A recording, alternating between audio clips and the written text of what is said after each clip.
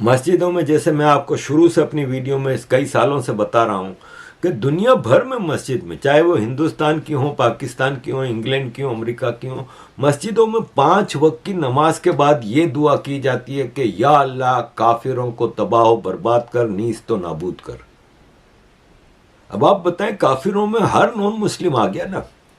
Next year elections हैं नवंबर में America के, और उसमें नजर आ रहा है कि ट्रंप कंटेस्ट करेगा, और अगर डोनाल्ड ट्रंप कंटेस्ट करता है तो डोनाल्ड ट्रंप को इस बार रोकना मुश्किल होगा, इसलिए कि पब्लिक जैसे यूरोप और अमेरिका की अब पुरानी इनकी पॉलिसीज से, ख़ासतौर पे इमिग्रेशन और इन चीज़ों की इकोनॉमिक वजह से बहुत ज़्यादा तंग है।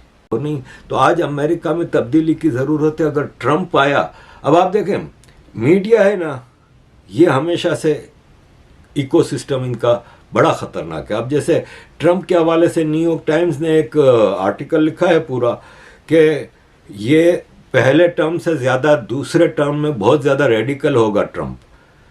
तो ये चीज़ें हम देख रहे हैं कि मीडिया किस तरह रंग चलाता है। अब जैसे हमने देखा है कि जैसे ये किसी ने मीम बनाया है कि तुम सबसे ज़्यादा नफ़रत किससे करते हो, उसने कहा मैं फैक्ट्स, हकीकत से नफरत करता हूँ। उसने बीबीसी ने कहा चलो तुम्हें हम नौकरी दे रहे हैं। आज का मीडिया फैक्ट्स और हकीकत से दूर एक इल्यूशन की तरफ जा रहा है, लोगों को एक गलत रास्ते की तरफ ज़्यादा लेके जा रहा है, और जो पब्लिक के फेवर में काम करते हैं, जैसे नरेंद्र मोदी हैं, जैसे डोनाल्ड ट्रंप होगा, जैसे ये इसमें अर्जेंटीना में वो बना है, जैसे ये नेदरलैंड का प्राइम मिनिस्टर जीता है, अभी बना नहीं है लेकिन लेट्स सी, इन लोगों के खिलाफ ये इकोसिस्टम बहुत ज़्यादा स्ट्रांगली काम करता है। इसीलिए बांग्लादेशी है जो कि बांग्लादेश में पैदा हुआ था और आयरलैंड में माइग्रेट किया, अबुल कलाम आज़ाद ताल्लुकदार, ये डिप्टी मेयर है लिमेरिक सिटी का आयरलैंड के। आपको याद होगा अभी आयरलैंड में एक अल्जेरियन ने 5 लोगों को छुरियां मारी थी, जिसमें 3-6 साल से कम उम्र के बच्चे थे। उस पर पूरा आयरलैंड खड़ा हो गया था, प्रोटेस्ट किए थे। तो ये अबुल कलाम आज़ाद ताल्लुकदार कहता है, डिप्टी मेयर है, कि ये जो प्रोटेस्टर है ना, इनको मैं समझता हूं कि ये इंतहाई नफरत के लायक हैं, और इनको सर में गोली मारो प्रोटेस्टर्स को, या फिर पब्लिक में लाके इनको मारो उस वक्त तक जब तक ये मर नहीं जाते। ये उन आयरिश प्रोटेस्टर्स के लिए कह रहा है जिन्होंने एक अल्जेरियन ने छुरी मारी थी, उसके लिए ये कुछ नहीं कह रहा, जबकि सजा के काबिल तो वो है। लेकिन ये जाए बांग्लादेश में, वहां पे देखता हूं उसको कितनी आज़ादी है। तो ये नफरत के काबिल हैं ये लोग, जो यहां पे आके अपनी औकात भूल जाते हैं और जिस थाली में खाते हैं उसी में छेद करते हैं। ये कहानियां भरी पड़ी हैं, और अब यूरोपियंस तंग आ गए हैं। ये आप देखें कि पेरिस में हजारों लोग जमा हो गए, वो जो थॉमस को मारा था 16 साल के लड़के को, और इलीगल माइग्रेशन के खिलाफ हजारों लोग खड़े हो गए।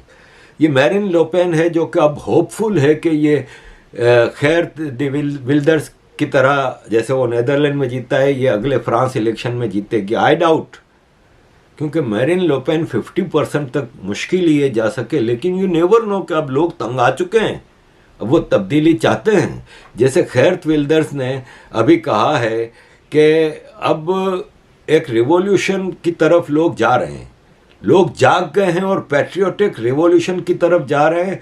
लोग अपनी आइडेंटिटी अब वापस चाहते हैं, और वो रेसिस्ट नहीं है।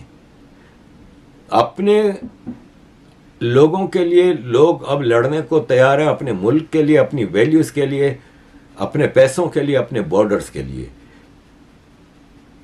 और अमेरिका को उन्होंने कुछ मशवरे दिए हैं। I believe there are 2 things that Americans should do.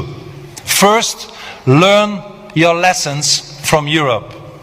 Learn your lessons from Europe. Islam already arrived at America. But it's just, don't think it's a long way before you become the second Europe.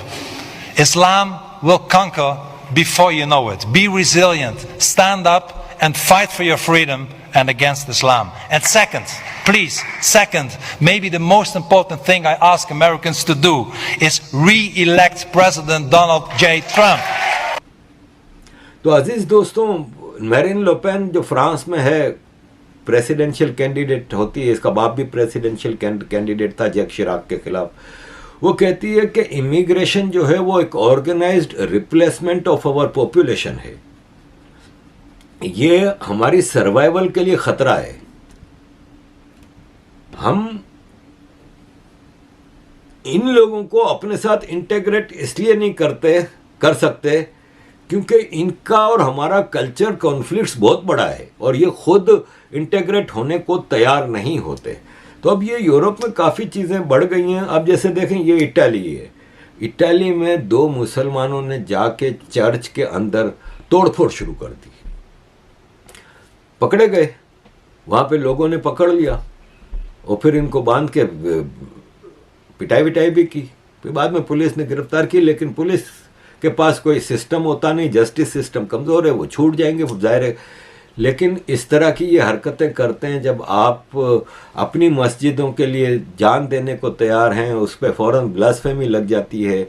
लेकिन आप ये देखें कि Italy में ये इतना बड़ा कांड हुआ, अगर यही चीज़ किसी मस्जिद के साथ हो ना, तो ये पूरा मीडिया और इकोसिस्टम खड़ा हो जाता है कि ये इस्लामोफोबिया है, ये वो।